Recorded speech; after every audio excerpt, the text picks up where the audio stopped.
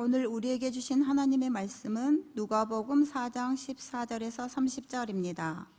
제가 가진 성경은 신약 성경 94쪽이 되겠습니다. 찾으신 후 저와 여러분이 한 절씩 교독하신 후 마지막 절은 합독하시겠습니다. 예수께서 성령의 능력으로 갈릴리에 돌아가시니 그 소문이 사방에 퍼졌고 친히 그 여러 회당에서 가르치심에 뭇사람에게 칭송을 받으시더라. 예수께서 자라나신 곳 나사렛에 이르사 안식일에 늘 하시던 대로 회당에 들어가사 성경을 읽으려고 서심해 선지자 이사야의 글을 들이거늘 책을 펴서 이렇게 기록된 데를 찾으시니 곧 주의 성령이 내게 임하셨으니 이는 가난한 자에게 복음을 전하게 하시려고 내게 기름을 부으시고 나를 보내사 포로된 자에게 자유를 눈먼 자에게 다시 보게 함을 전파하며 눌린 자를 자유롭게 하고 주의 은혜의 해를 전파하게 하려 하심이라 하였더라. 책을 덮어 그 맡은 자에게 주시고 앉으시니 해당에 있는 자들이 다 주목하여 보더라. 이에 예수께서 그들에게 말씀하시되 이 글이 오늘 너희 귀에 응하였느니라 하시니 그들이 다 그를 증언하고 그 입으로 나오는 바 은혜로운 말을 놀랍게 여겨 이르되 이 사람이 요셉의 아들이 아니냐. 예수께서 그들에게 이르시되 너희가 반드시 의사야 너 자신을 고치라 하는 속담을 인용하여 내게 말하기를 우리가 들은 바 가버나움에서 행한 일을 내 고향 여기서도 행하라 하리라. 또 이르시되 내가 진실로 너에게 이르노니 선지자가 고향에서는 환영을 받는 자가 없느니라. 내가 참으로 너희에게 이르노니 엘리야 시대에 하늘이 3년 6개월간 닫히어 온 땅에 큰 흉년이 들었을 때에 이스라엘에 많은 과부가 있었으되 엘리야가 그중 한 사람에게도 보내심을 받지 않고 오직 시돈 땅에서 있는 사렙다의 한 과부에게 뿐이었으며 또 선지자 엘리사 때에 이스라엘에 많은 나병 환자가 있었을 때 그 중에 한 사람도 깨끗함을 얻지 못하고 오직 수리아 사람 나아만 뿐이었느니라.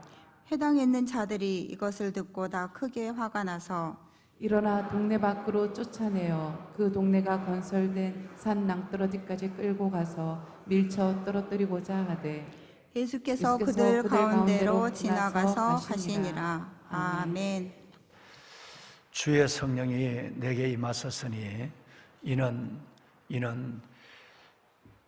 가난한 자에게 복음을 전하게 하시려고 포로된 자에게 자유를 눈먼 자에게 다시 보게 함을 전파하며 눌린 자를 자유롭게 하고 주의 은혜를 전파하게 하려 하심이라. 아멘. 여러분, 예수님이 왜 이 땅에 오셔야 하고 주님이 우리를 위해서 어떤 일을 하시며 또 예수 그리스도의 삶을 재현하는 제자들의 삶은 무엇을 위해서 사는가라고 하는 것을 오늘 읽으신 18, 19절 두 절 말씀을 통해서 하나님 주님께서는 말씀하고 계십니다. 하나님의 성령이 우리에게 임하고 그 성령을 따라서 가난한 자, 물질의 가난한 자만 아니라 하나님을 향하여 주의 긍휼을 기다리는 자라는 뜻을 가지고 있죠.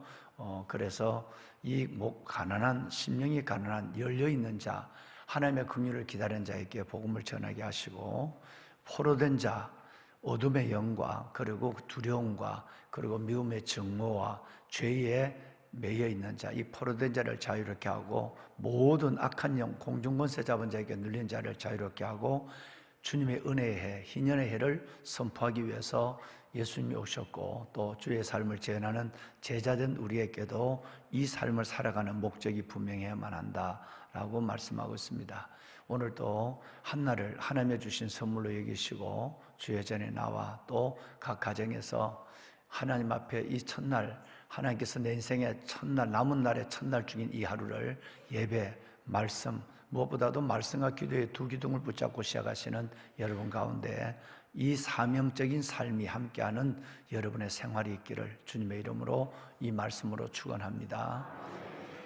보배로운 여러분, 오늘 예배를 마치고 우리 3040 아카데미를 갔습니다. 한 25분 정도 담임 목사와 시간을 갖는 시간인데 이 짧은 30분도 안 되는 시간이지만 오늘은 길앗 야베스 사람들에 대한 역사를, 길앗 야베스 사람들에 대한 그 증오와 그 하나님 앞에 고난이 어떻게 그 사람들은 은혜를 아는 자로 바꿔주고 이것이 성경에 영원히 기억되는 길란 야베스 사람의 이름에 대한 이해를 갖게 하는 이 부분을 통해서 우리가 하나님 앞에 어떻게 우리의 삶 속에 수많은 만남의 과정 속에 일어나는 반목, 때로는 미움, 때로는 우리의 스스로의 원수, 이 됨을 어떻게 하나님 앞에 그리스도인들은 이겨내야 할 것인가에 대한 부분을 나누게 될 것입니다.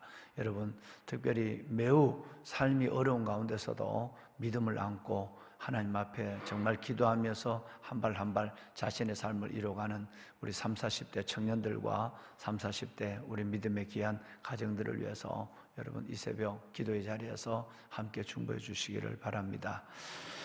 아울러서 어제 말씀을 드렸지만 지금 수속 작은 나라에서는 많은 우리 장로님들, 우리 많은 집사님들 또 우리 직원들이 들어가서 지붕공사의 어려운 일들을 작업을 감당하고 있습니다. 매우 어려운 일을 하고 또 위험한 일을 하고 있기 때문에 여러분들의 기도가 절대적으로 필요합니다. 지금까지도 하나님의 오늘 우리 아들이 기도했지만 정말 이 교회가 올 한 해 동안 또 앞으로 계속 최소한 2, 3년 동안 우리가 안고 나가야 할 세 가지 큰 프로젝트가 있는데 그중에 첫 번째가 모리아울을 건축하는 것입니다. 다음 세대를 위해서 지금의 시대와 인구 절벽, 출산 감소 여러 가지를 고민을 해서 그 가운데서 다음 세대를 위한 예배 공간, 교육 공간 또 이 지역 주민과 어려운 장애인들을 위한 모든 시설 이런 일들에 진짜 하나님이 기뻐하고 일주일에 한 번만 사용하는 공간이 아니라 일주일에 최소한 3개 내지 2개 층을 제외하고 나머지 층은 다 사용을 하는 이 일들을 가지고 지금 계획을 하고 지금 관악구청의 서울시의 경관심의에 들어가 있습니다. 여러분 이를 위해서도 기도하시며 또 수속 작은 나라 자립행 공동체 그리고 더 나아가서는 우리 지교회를 개척해서 이 건강한 시냇가 푸른나무 교회 같은 교회가 이 땅에 다시 하나 세워져서 주님 오실 때까지 사회와 이 시대에 선한 영향을 끼치는 그런 교회로 설 수 있도록 분리개척, 주차장도 좁고 교회도 좁고 뭐 여러 가지 가운데 이거 벌써 이루어져야 될 일을 코로나 때문에 한 3, 4년 늦어져 있는 상황이 있습니다만은 이제 원래 준비해서 내년 1월 달에는 1월부터는 지교회가 분리되어서 세워져서 하나님의 몸된 교회가 하나 이 땅에 건강하게 세워지는 환상을 가지고 저와 여러분들이 기도하고 있습니다. 이 일에 무엇보다도 여러분 같은 하나님의 사람들이 절대적으로 필요합니다. 두 번째는 이런 일들을 위해서 하나님 앞에 정말 기도하고 은혜를 깨닫는 은혜자들에 의한 소중한 물질이 필요합니다. 예물이 필요한 것입니다. 이 일을 위해서도 기도할 때마다 기도하셔서 정말 이 세 가지 일들이 축제처럼 이루어져서 아버지께 영광을 돌리는 이런 역사를 정말 한국교회에서 지금까지 볼 수 없었던 일들을 함께 경험하는 그런 놀라운 역사가 우리 가운데 일어나기를 소망합니다. 네. 보배로운 여러분 또 오늘 저녁에는 말씀을 드렸지만 우리 박상은 원장님의 둘째 시간 마지막 시간을 갖습니다. 박 장로님이 지난 시간 굉장히 지난주 금요일 날 굉장한 저와 여러분들이 은혜를 받고 왜 우리가 자녀들을 품고 그 자녀들을 위해서 모든 것들을 올인해야 되는가 라고 하는 것과 또 우리는 어떤 인생의 목적을 향하여 살아가고 있는가. 한 사람이 오늘 또 예수님이 그 모습을 보여주고 있습니다만은 많은 사람에게 칭송을 얻으셨다고 그랬는데 한 사람이 어떻게 이 땅의 이 시대 속에 하나님의 나라를 이룰 수 있는가. 하나님께 맡겨준 로마서 5장의 한 사람의 비밀이 우리 속에 어떻게 재현되어야 하는가라고 하는 것을 보여주는 너무너무 중요한 은혜의 시간을 가졌습니다. 여러분 많이 참여해서 현장에서 은혜 받는 여러분들이 될 수 있기를 바랍니다. 네, 예수님의 공생애를 시작하시면서 하셨던 제가 또 한 가지 기도 부탁을 드려야 되겠네요. 제가 집회를 간 이후에 목소리가 지금 잘 나오지 않습니다. 이번 주일날 오늘 상공사공 예배도 드리고 이번 주일날 또 1, 2, 3부 제자훈련까지 하려면 하나님께서 저희 목소리를 열어주셔야만 해요. 여러분 기도하실 때 저희 성도를 위해서도 기도해 주시기를 여러분 담임 목사가 여러분께 부탁을 드리겠습니다. 예수님이 공생애를 시작을 하실 때 두 가지를 먼저 하셨죠. 제일 먼저는 세례를 받으셨습니다. 그죠?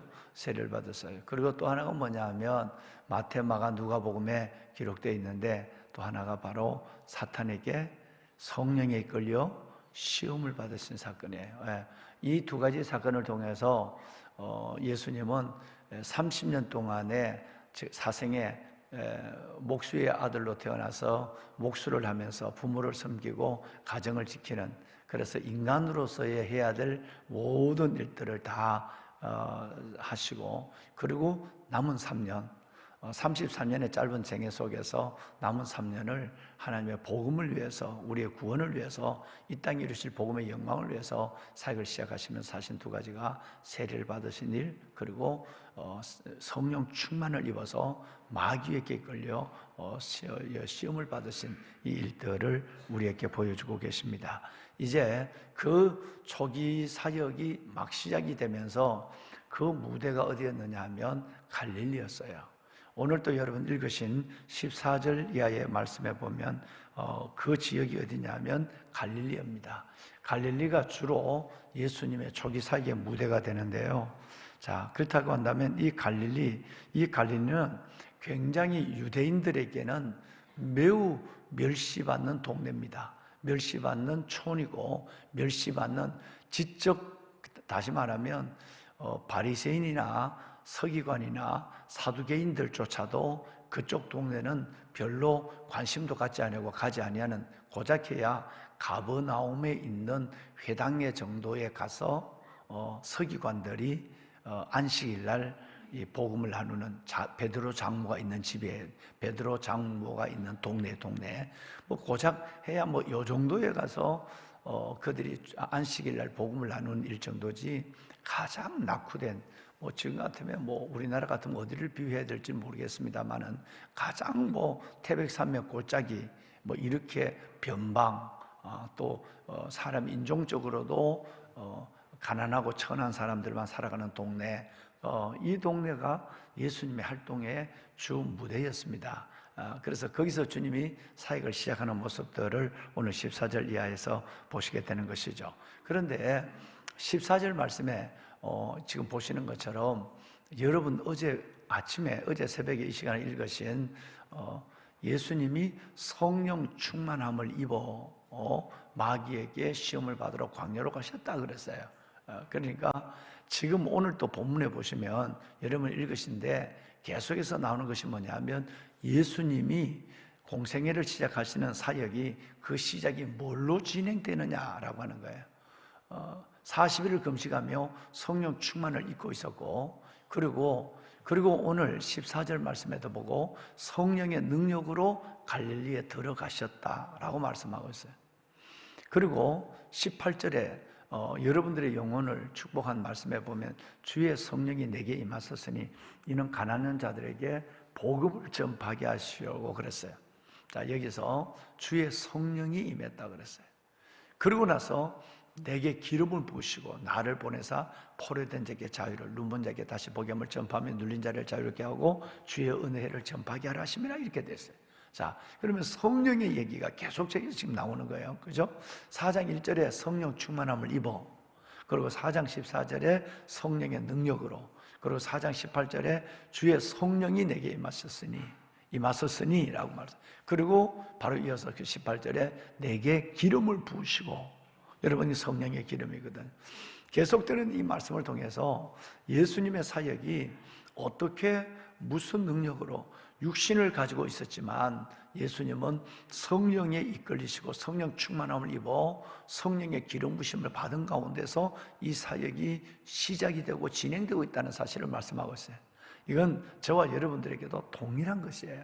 저와 여러분들이 이 땅을 살면서 때로는 내 안에 있는 모든 갈등과 고민, 그리고 삶의 어려움을 이겨낼 수 있는 힘이 어디 있느냐 하면 어제 말씀드린 것처럼 성령과 말씀이에요. 말씀과 성령이 내 안에 있을 때는 어떤 문제가 와도 이 문제가 문제처럼 여기지 않습니다. 지난 주간 말씀을 드렸지만 정말 그 어린 두 아들을 하루아침에 잃어버렸지만 우리 집사님 가정이 그 어마어마한 두 아들을 잃어버렸지만 이걸 이길 수 있는 슬픔, 여러분, 이 슬픔을 이길 수 있는 길이 어디 있을까요?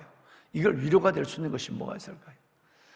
그런데 두 아들을 잃어버린 이들이 더 이상 자녀를 갖지 아니하고 그들이 그 슬픔의 자리에서 딛고 일어나서 두 내외가 신학을 하고 두 내외가 목사가 되어서 아무도 가지 않는, 목사님도 저 계시지 않는 우리 교회가 선교사님들이 주일 일부 예배를 마치고 여러분 그 문상과 저 강원도로 가서 우리 선교사님들이 그들을 섬기고 있는 것처럼, 여러분 아무도 가지 않는 대대급 교회에 이 두 내외분이 가서 지금까지 여러분 목회를 하면서 그 영혼을 섬기고 있는 것이에요. 여러분 이건 뭘 의미할까요? 무엇이 우리를 살게 할까요? 따라 하십시다. 함께 하시죠. 살리는 것은 영이니. 살리는 것은 뭐라고요? 살리는 것은 영이에요. 성령이 살립니다. 내 마음이 낙심돼서 다운돼 있을 때 성령이 나를 살리고요. 내 육신이 질병 가운데서 나 왜 이래, 이렇게 하다 죽나 봐 할 때에 그 육신을 살리는 것도 성령이고요. 내 삶을 일으키는 것도 살리는 것은 영이라고 말씀하고 있어요. 그러니까 저와 여러분들이 하나님 앞에 매 순간 하나님 앞에 충만하기를 소원한 것은, 이게 빠져나가면 우리는 껍데기만 남아요. 이거 빠지고 나면 우리는 안 믿는 사람과 똑같아요. 우리 안에 성령이 빠져나가고 우리 안에 말씀이 없으면 안 믿는 사람과 우리는 조금도 다를 바가 없어. 생각 자체가 벌써 안 믿는 사람과 세상과 똑같은 생각을 갖고 있고, 행위 자체가 그들과 예수님처럼 오늘 15절 말씀처럼 칭송을 받으시더라. 예수님처럼 영향력을 미치는 삶이 아니라 전혀 영향이 없는, 오히려 삐쓸 일은 맛을 잃은 소금이 되어서 짓밟히는, 사람들에게 지탄과 멸시와 조롱을 당하는 사람이 되어버리고 마는 것이죠. 뭐냐면 우리를 우리 되게 하는 거, 우리를 일어서게 하는 거, 우리를 삶을 안고 마주하게 하는 거, 우리를 고난 속에서 걸어가게 하는 거, 그 에너지는 오직 성령이에요. 그래서 여러분 성령은 어디에서 오는가요? 여러분 성령과 말씀과 기도의 레일 위에 온다 그랬어요. 성령이 어느 날 잠자고 나니까 내가 성령 충만을 받았더라. 어느 날 잠자리에서 꿈을 꾸면서 성령 받았더라. 어느 날 내가 술을 먹는 자리에서 성령이 임했다. 이런 법은 일생에 없는. 왜? 성령은 하나님이시니까, 삼위 하나님이시니까 성령은 말씀을 붙잡고 기도하는 자에게만 성령이 임하는 거예요. 만약에 내가 하나님 앞에 말씀과 기도의 기둥을 붙잡지 않는데 성령이 임했다라고 한다면 그건 성령이 아니라 다른 영이에요. 다른 영, 성경에 나오는 다른 영이에요. 우리가 하나님의 말씀을 붙잡고 날마다 성령 충만하기를 바라고, 이 말씀과 기도의 두 기둥을 붙잡고 나갈 때는 실은 지나놓고 보면 나 그거 어떻게 이겨냈지? 그때 내가 무슨 정신으로, 내가 능력으로 그 삶을 내가 이겨냈을까 할 정도로, 신기할 정도로 고난을 이겨내는 거예요. 할렐루야. 여러분 성령님이 여러분을 살리시길 바랍니다. 일생 동안 여러분과 제가 살아있는 영이 되려면 성령의 사람이 되어야 된다. 그래서 예수님이 성령 충만함을 입어 여러분 성령으로, 그리고 여러분 성령의 기름부심을 받아 계속 성령의 사역을 우리에게 소개하고 있는 거죠. 두 번째는 여러분 15장 16장에 보면 15절 16절에 보면 예수님의 무대가 어디였느냐면 갈릴리의 회당이었다라고 하는 것을 여러 회당에서 가르치심에 그랬어요. 여러분 이 회당이라는 것에 대한 이 시나고그에 대한 이해가 좀 있어야 되는데요. 회당은 성전과 다릅니다. 성전은 중요한 곳에만 있는 것이었어요. 예루살렘 이렇게 성전이 있는데, 그 성전은 레위인과 제사장에 의해서 관리돼요. 성전에서. 그래서 유월절, 여러분 초실절, 장막절 이렇게 되면 온 사람들이 성전에 모여서 일주일 동안 하나님께서 예배만 드려요. 일주일 동안. 그럴 때 그 모든 것들을 관리하고 이끌고 제물을 하나님 앞에 올리고 하는 그 역할을 하는 분이 바로 제사장 레위인들이란 말이에요. 제사장과 레위인들이에요. 그런데 이 회당은 성전이 아니에요. 성전이 아니고 이 회당은 주로 여러분 이 지식층, 식자들에 의한 주로 서기관들이죠. 서기관들이 회당을 관리해요. 그래서 이 회당은 그저 아무 때라도 회당에 갈 수 있고요. 우리 교회가 열려있는 것처럼 아무 데나 갈 수 있고, 그리고 주일날은 그 회당에서 모여서 하나님의 율법을 함께 나눠요. 율법을 나눌 때 서기관들만 강론하는 것이 아니라 이렇게 보고 하나님의 은혜가 있다 싶으면 그 사람을 통해서 한 여러분 30분 아니면 20분 정도 얘기할 기회를 줘요. 그래서 그분들이 내가 받은 은혜를 강단 앞에 나와 얘기해요. 그래서 예수님이 베드로 장모의 집이 있는 그 집이라도 한 50m밖에 안 떨어졌어요. 바로 우리 옆에 있는 집과 똑같은데, 근데 거기 모여서 그들이 예수님의 회당에서 자주 하나님의 말씀을 가르쳤어요. 그래서 회당에서 여러분 소경이나 안전명리를 일으키는 역사도 일어나고 예수님의 주 활동의 무대도 회당이었어요. 그런데 사도행전에 내려가 보면 바로 사도들의 무대도 주로 회당이었어요. 그러니까 이 회당은 굉장히 중요한 것이죠. 그래서 이스라엘 민족들이 마사다에서 그들이 마지막 여러분 죽기 전에 그들이 남긴 글 보면, 우리는 목숨이 여기 끝나도 우리 아이들을 교육할 수 있는 회당은 사라지지 않았으면 좋겠다. 어떤 여러분 정벌군이 이스라엘 민족을 지배할 때도 제발 우리에게 두 가지만, 성경과 해당만 있다면 우리 민족은 다시 일어날 것이다 그랬어요. 그래서 이스라엘 민족들은 여러분 성전이라는 것은 상징적인 레위인과 이스라엘 백성들이 절기를 지키는 여러분 그것이었고, 주로 그 동네마다, 대부분 동네마다 회당이 있었단 말이에요. 여러분 우리가 왜 이 성전을 짓지 아니하고 우리 본당을 짓고 뭐 몇천 명 더 많이 모으고 주차장도 짓고 그렇게 하지 않고 이 교회는 분리개척을 하고, 왜 여러분 다음 세대를 위해서 회당, 시나고구, 왜 여러분 교육과 모리아홀을 지으려고 하는가 하는 것은 바로 여러분 성경이 그렇게 말하고 있기 때문에 그렇습니다. 회당과 율법만 있으면 유대민족은 사라지지 않았어요. 지금까지 유대민족이 나라를 빼앗기고 2000년 동안 유리하고 있었지만 그들이 사라지지 않는 것은 가는 데마다 회당을 졌어요. 자기 집을 짓기 전에 회당을 먼저 졌어요. 그리고 그 회당에서 모여서 아이들을 교육했어요. 다음 세대를 붙잡는 교육의 장이 회당이었어요. 시나고구 회당이었어요. 그래서 예수님도 사도들도 주 무대가 회당이었습니다. 보배론 여러분, 그래서 이 회당에서 33절 볼까요? 33절과 44절을 볼 것입니다. 33절을 보면 어디에서? 예수님이 더러운 귀신들을 내쫓는 귀신 들린 사람 내쫓을 때도 회당이었어요. 44절을 방송실이 띄워줄 것입니다. 갈릴리 어디에서? 주로 예수님이 전도한 무대가 회당이었어요. 그래서 지금 새로 짓는 이 모리아홀, 여기에는 정말 지역사회를 섬기는 많은 일들을 이 안에서 할 것이에요. 그래서 여기서 지역사회를 섬기면서 여기서 자연적으로 이것이 바로 복음 전도의 무대가 되고, 성도들이, 이 지역 주민들이 다 교회 안으로 저절로 들어와서 그들이 하나님의 은혜의 한 빛을 보고 은혜의 자리에 한 존재하게 되고, 이렇게 해서 복음을 전하는, 성전에 들어오기는 부담스럽지만 이들이 이 아름다운 시설에 들어와서 그들의 삶을 갖는 데는 여러분 매우 그들은 복음과 가까워지는 기회가 될 것입니다. 회당입니다.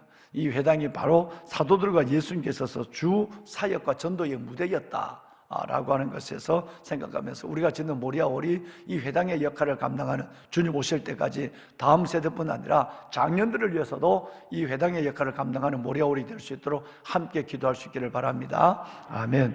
보배론 여러분, 그 다음에 15절 말씀에 보면 아까 말씀드린 것처럼 예수님이 이 갈릴리 사역을 할 때에 선한 영향을 끼쳤다. 즉 여러분 많은 사람에게, 무사람에게 칭송을 받으셨다, 이렇게 말씀하고 있죠. 선한 영향을 미쳤어요. 실은 우리가 119 새생명 축제를 합니다만은 그 전도의 시작은 뭘까요? 우리의 말의 권위가, 우리의 전도가 먹어 들어가려면 무엇부터 일어났냐면 저와 여러분의 삶이 다른 사람에게 선한 영향이 미쳐져야 돼요. 작은 사랑이라도 나눠줘야 하고요. 그리고 말이라도 은혜의 기름이 축축축 떨어지는, 기름방울이 떨어지고 소금으로 고르게 함과 같은 덕스러운 말을 해야 되고, 우리의 삶을 통해서 예수의 흔적과 향기가 보여져야 되고, 우리의 모든 삶 속에 행위의 열매가 드러나야 되는 것입니다. 할렐루야. 굉장히 여러분 이것은, 그래서 성경은 열매를 얘기할 때는 두 가지밖에 얘기하잖아요. 복음서에도 마찬가지로 예수님이 열매를 얘기할 때 첫째는 전도의 열매예요. 또 하나는 열매 맺으라 할 때는 삶의 행위예요. 너가 믿는 대로 살아라 할 때 그때 열매가 바로 열매예요. 그래서 성경에는 열매를 얘기할 때는 전도의 열매, 삶의 열매, 이 두 가지를 열매로만 얘기하고 있는 겁니다. 그러므로 저와 여러분이 예수님처럼 이렇게 모든 사람에게 칭송을 받는 일들이 얼마나 소중한가. 그런데 모든 사람에게 칭송을 받지 않는 경우가 있어요. 뭐죠? 종교를 달리하는 사람들, 여러분 어둠의 영에 집혀 있는 사람들은 이런 선한 영향을 미치는 여러분들을 매우 멸시하고 배척하기 시작합니다. 오늘 또 29절과 30절에 보시면 예수님의 여러분 이 사역을 바라보고 사람들이 예수님을 여러분 그 낭떠리를 끌고 가서, 낭떠리 제도 불과 110m 정도밖에 안 되는 언덕 같은 산인데 거기서 던져서 여러분 예수 그리스도를 죽이려고 하는 모습이 보여져. 그리고 그 동네에서 나가기를 원해요. 자, 종교적 이해를 가지고 있는 사람들은 배척하게 돼요. 그래서 순교를 하게 되죠. 그런데 일반 많은 사람들은 다 그리스도인들이, 여러분 우리가 그럼에도 불구하고 선행으로 어리석은 자들의 무식한 말을 막는 것이라 이렇게 얘기해요. 베드로전서의 말 그렇게 했죠. 우리가 믿음을 가지고 있지만 대부분의 사람들은 우리가 선한 영향을 끼치고 우리의 말과 삶, 우리의 희생을 통해서 그들은 우리를 멸시하고 무시하고 싶어도 우리의 선한 행위로 그들의 무식한 말을 막는 일들이 일어나는 거예요. 그래서 전도가 되는 거예요. 보면은 여러분 이 은혜가 우리 가운데 계시기를 바랍니다. 어제도 우리 CO 바이블 스타디를 어제 교회에서 했는데 어느 분이 그렇게 얘기를 하더라고요.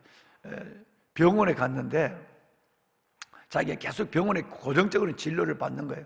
어느 날 병원 문을 딱 나서서 1층으로 내려가는 보니까 그 위에 지하에 보면 아주 맛있는 아주 좋은 커피숍이 큰 세브란스 병원이에요. 그러니까 거기 큰 병원이 들어왔죠. 그건 뭡니까? 카페가 들어와 있고 빵집이 그 안에 들어가. 다 그렇잖아요. 그죠? 들어가. 어느 날 진료를 마치고 나오는데 커피 냄새가 확 이게 올라오는 거예요. 그럴 때 그 커피 냄새에 깨달았다는 거예요. 우리 장로님 한 분이. 아니, 이 커피 냄새가 모든 사람에게 이렇게 병원에 가면 약품 냄새밖에 안 나는데 그 지하에서 올라오는 이 커피 냄새가 1층에까지 올라오더라는 거예요. 아, 그러면 내가 장로로서 내가 이 병원 안에서 뭐 교회에서야 당연하지만 이 병원 안에서 내가 이 병원에 이렇게 자주 오는데 어떤 영향을 끼치고 있는가? 별로 없더라는 거예요. 그래서 내려갔대요. 내려가서 8개를 아이스 커피하고 따뜻한 커피 8개를 양쪽에 4개씩 해서 8개를 들고 다시 올라갔대요. 올라가서 그 간호사들에게 다 하나씩 얼마나 수고하느냐고, 나야 몸이 아프면 오는 거지만 나야 내 한 사람이지만 여러분들 대하는 사람은 얼마나 많겠느냐고, 그래서 이 작은 따뜻한 커피라도 먹고 저거 하시라고. 그리고 그 8잔을 갖다 놨어요. 그 간호사들이 너무너무 좋아하더라고요. 뭐 심지어 뭐 물을 먹고 화장실도 가고 점심을 먹으러 갈 시간이 없대요, 간호사 분들은. 그런데 그 따뜻한 커피와 빵 몇 조각을 딱 갖다 주고 나니까 너무너무 좋아하더라고요. 그때부터 계속 했는데 이제 지난 주간에 갔어요. 이제 가서 또 이렇게 이제 아예 가면서 이번에는 사들고 올라갔어요. 사들고 올라갔는데 의사가 이거 고맙습니다. 이거 우리 간호사가 보내주니 커피 잘 먹었습니다. 기다리고 있는 동안 벌써 뭐 커피가 배달된 거예요. 이거 잘 먹었습니다. 좋은 소식입니다. 암이 하나도 없습니다. 우리 누구 얘기하는지 아세요? 김정택 장로님 얘기하는 거예요.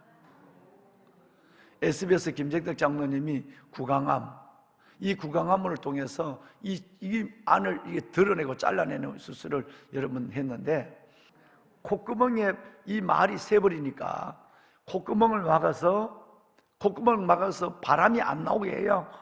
여러분, 이 얘기가 나오는 거예요. 그런데도 하나님 감사합니다. 여러분, 나는 암이 걸리고 그것도 구강암은 굉장히 치료가 어렵거든요. 여러분, 이 구강암 우리 저 권사님도 구강암으로 돌아가셨잖아요. 예. 여러분, 그러니까 이 암이 걸려 있으면서도 그렇게 2년 동안 감사의 눈물을 흘리는 사람을 저는 처음 봤어요. 뿐만 아니라 그래서 자기 팔에 있는 여러분 38cm 힘줄을 38cm를 뽑아갖고 이걸 목에다 수술을 했어요. 2번의 그 수술의 삶은 잔인했어요. 온몸이 마비가 돼서 이렇게 꼬집어도 감각이 없어요. 감각이 여기서 어디까지 감각이 없어요. 그래서 우리 서울 다락방에서 우리나라 최고의 의사를 찾아보자.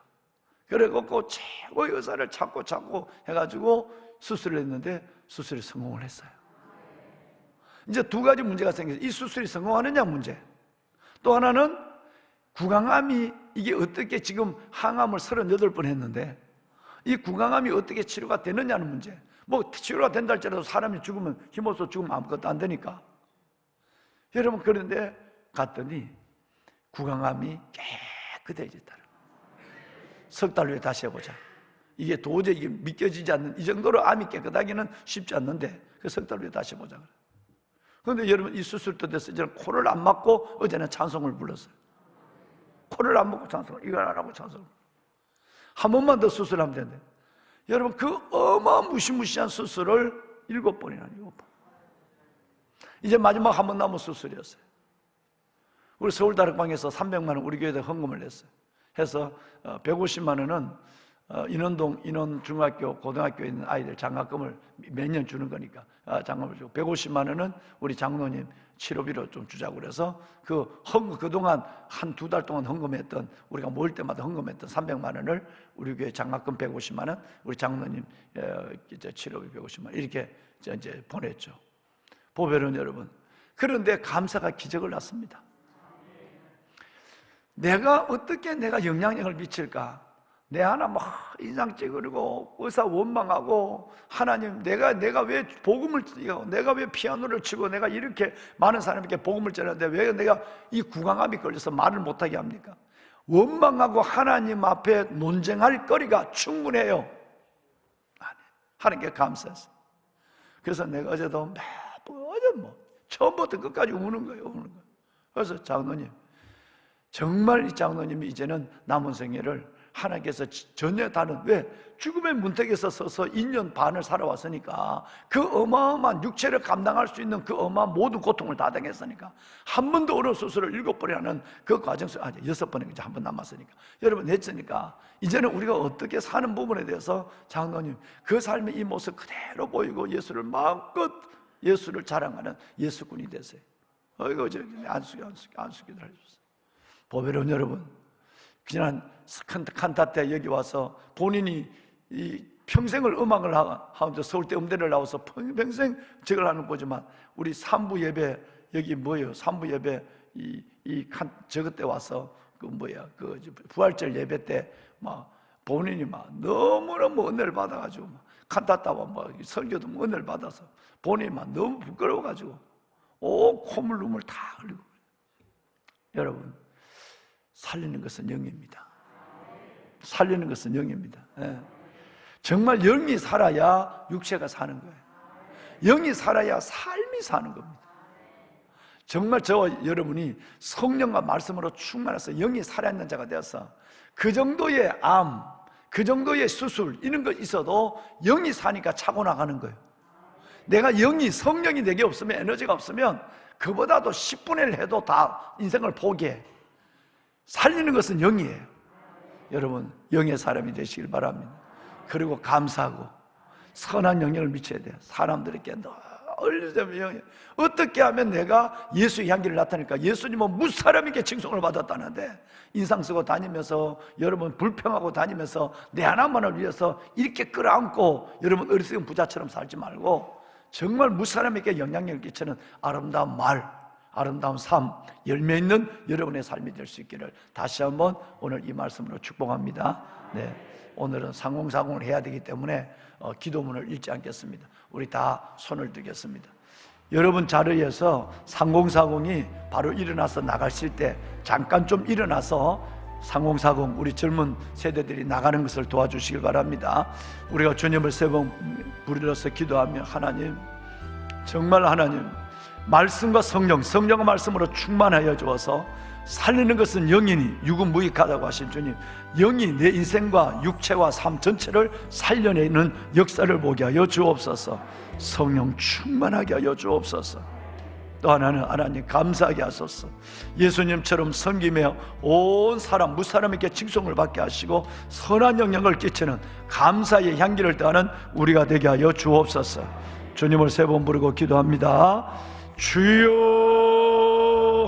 주여, 주여. 살아계신 하나님, 아버지의 백성들을 축복하소서. 아버지 은혜를 더하여 주옵소서. 아버지 하나님, 살아계신 선한 영향력을 미치고, 아버지 어떤 경우에도 하나님 앞에 감사합니다. 내 주 여호와 살아계신 아버지 하나님, 살리는 것은 영이니 아버지의 영으로, 아버지의 영으로, 주의 성령으로 저들을 충만하게 하여 주옵소서. 성령 충만 있게 하여 주시고 성령의 기름 부심을 우리 가운데 있게 하여 주옵소서. 아버지의 은혜와 주의 능력에 온전히 붙잡히게 그랬던 되게 하여 주옵소서. 아버지 하나님, 우리의 영이 우리의 마음을 일으키게 하시고, 우리의 영이 우리의 육신을 치유하게 하시고, 우리의 영이 우리의 삶을 하나님의 새롭게, 아버지의 영에 붙잡힌 하나님의 사람들 되게 하여 주옵소서. 상공사만 믿는 제대께 은혜다. 오 아버지여, 오 아버지여, 주 감사하게 하소서. 아버지 감사합니다.